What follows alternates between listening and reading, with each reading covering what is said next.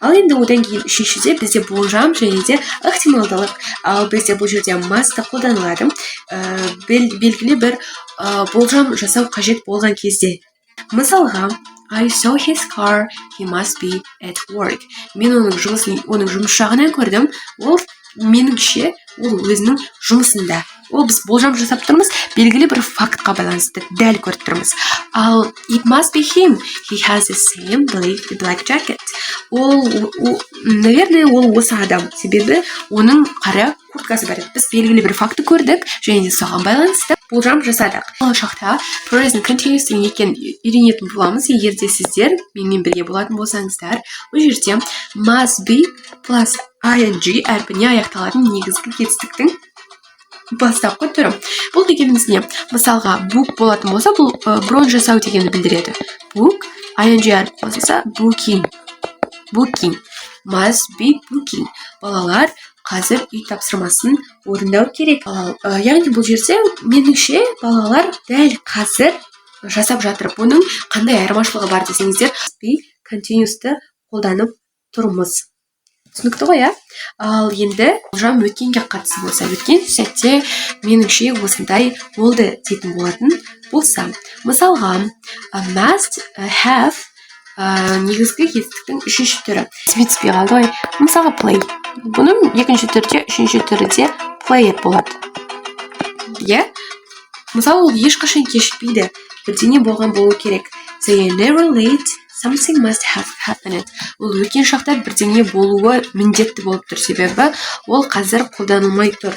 Нағыз американдық сияқты сөйлегілеріміз келетін болса, бізде бұл кезде must have дегенді ағылшындықтар сөйлеген кезде көбінесе must. Яғни транскрипциясында must болады. Must have емес, must деп тез айтып кетеді. Енді біз уже соңына қарай таяп қалдық. Бірақ та мынадай маңызды нәрсе бар. Екеуінің арасында біз айттық қой, жаңа don't mustn't деген бар, және де don't have to деген бар. Екеуінің қандай айырмашылықтары бар?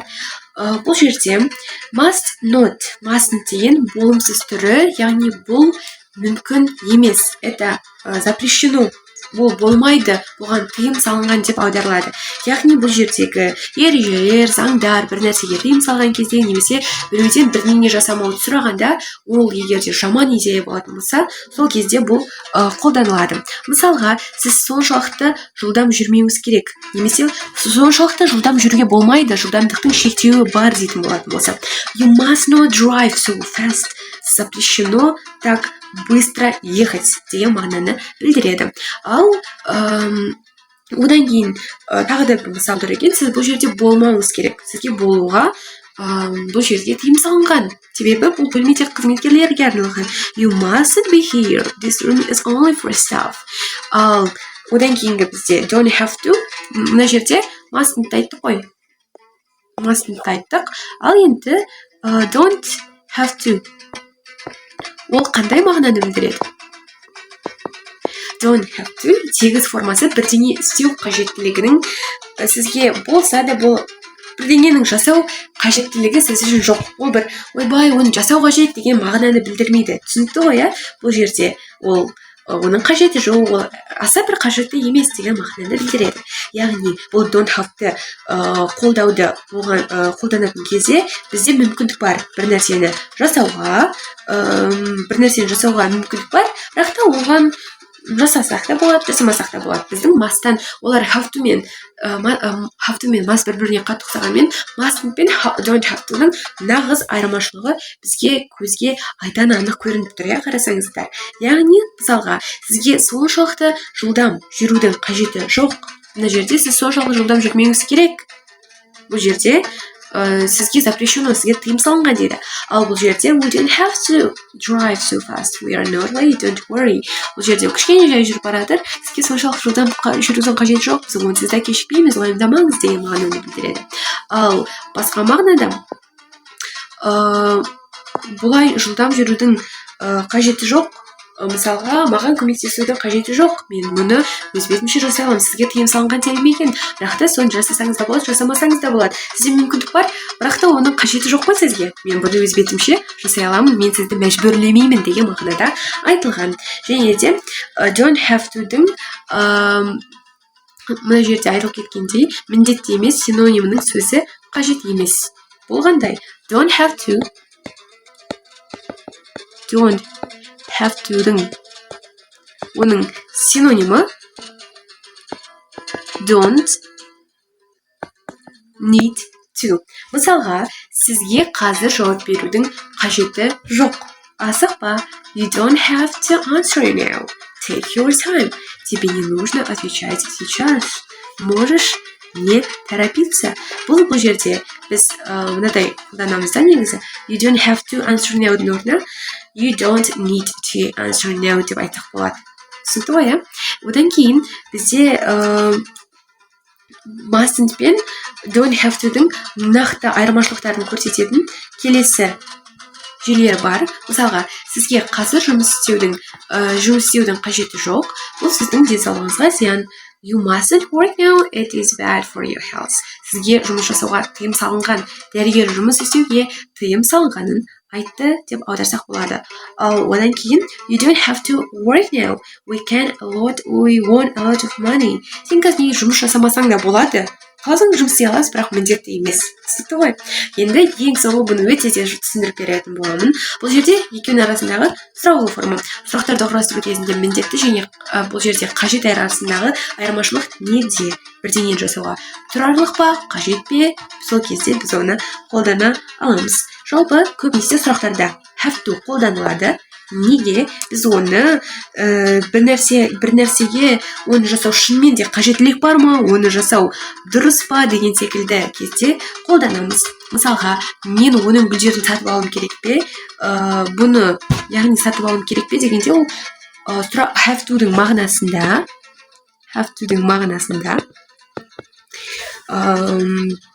бір нәрсені жасау қажеттілік бар ма? Қажеттілік бар ма? Жалпы ол дұрыс шешім бе дегенді сұраған кезде қолдансақ болады. Мысалға, немесе болашақта айтқымыз келетін болса, will we have to work on weekends? Бізге демалыс күндері жұмыс жасаған дұрыс па негізі деген секілді кезде қолданылады. Ал must ол сұраулы сөйлемдерде тек қана ол формалды кездерде қолданылады. Бұл бірақ та кішкене ескірген форма болып табылады. Мен бұл кездесуге шынымен баруым керек пе? Бұл тек қана бұның мынау кішкене informal болатын болса, informal бейресми. Мынау болатын болса, formal. Must I really go to that meeting? Мен ол жаққа баруға шынымен де міндеттімін бе? Негізі сондай мағынаны білдіреді екен. Енді тағы да бір қарап өтетін болсақ, бұл жерде have to бір нәрсені жасау тұрарлық па? Міне, дәл сөз аударылды. Тұрарлық па, иә? Ал жантайым мен түсіндіріп жатырмын, сіздерге ұнап жатыр ма? Сабақ. Одан кейін енді ары қарай жалғастырайық. Міне, қараңыздар. Одан кейін біз have to-ды сұрақ кезінде қашан қолдана аламыз? Көбінесе критика айтқан кезде, және де біз белгілі бір жағдайда бірдеңеден тітіркену деп аударған, яғни біз ол жұмысайды ғой, сол кезде қолдансақ болады. Бұл кезде have to-ды қолдану ол міндетті деген секілді болып аударылады, обязательно деген секілді аударылады. Және де бұл кезде назар аударатын нәрсе, олар көп жағдайда always сөзімен бірге жүреді. Бірақ та must бұл жерде бұндай мағынада өте сирек қолданылады. Сіз әрқашан кешігіп қалуыңыз керек пе? Мысалы, неге сен өмірі кешігіп жүресің? Do you always have to be late? Тебе обязательно всегда опаздывать? Көрдіңіз ба? Біз оған сын, біздің жынымыз ұстап оған ұрысқымыз келіп тұр. Міне осындай мағынада, иә. Ол әрқашан өзін сондай сүйкімді етіп көрсету керек пе? Бұл жерде андай бір өзінен бір керемет адамдар жасайтын адамдарды айтқан кезде, does you always have to pretend to be so nice? Мені үнемі ұятқа қалдыру керек пе ол? Must you always impress me? Бірақ та бұл сирек, бұл жерде must қолданылған, именно мына жерде, ең соңында. Бірақ та бұл айтқандай өте сирек қолданылады. Сондықтан да лучше көбінесе have to-ды қолдана берсеңіз болады. Енді сіз міндетті және жалпы have to мен must-тың бір-біріне деген айырмашылығын барлығын түсініңіз деген ойдамын. Және де осы сөйлеуіңізде де модальді етістіктерді сенімді түрде қолдануды бастау үшін сізден қысқаша сынақтан өтуді ұсынамыз. Осындай тамаша сабақтардың жалғасқанын қаласаңыз, біздің арнамызға тіркеліп өтсеңіз өте қатты қуанамыз. Әрі бізде тағы да болашақта басқа да advancedке дейінгі барлық деңгейлердің сабақтары болатынын айтқым келеді. Сұрақтарыңыз болса жауап беруге дайынмыз, және де сізге соңына дейін көргеніңіз үшін өте үлкен алғыс айтқым келеді. Және де дәл қазір менде мынадай ой туындап тұр. Сабақтарды қарап жүрген, тапсырмаларды орындап жүрген адамдарды белгілі бір ереже бойынша анықтап, және де соған соңында сыйлық берсек пе екен деген, бірақ та бұл ешқандай да уәде емес. Егер де төменге сіз қолдап жазып кетсеңіз, егер де белсенділік көп болса, бәлкім біз жасап қалармыз. Қайталау білім анасы.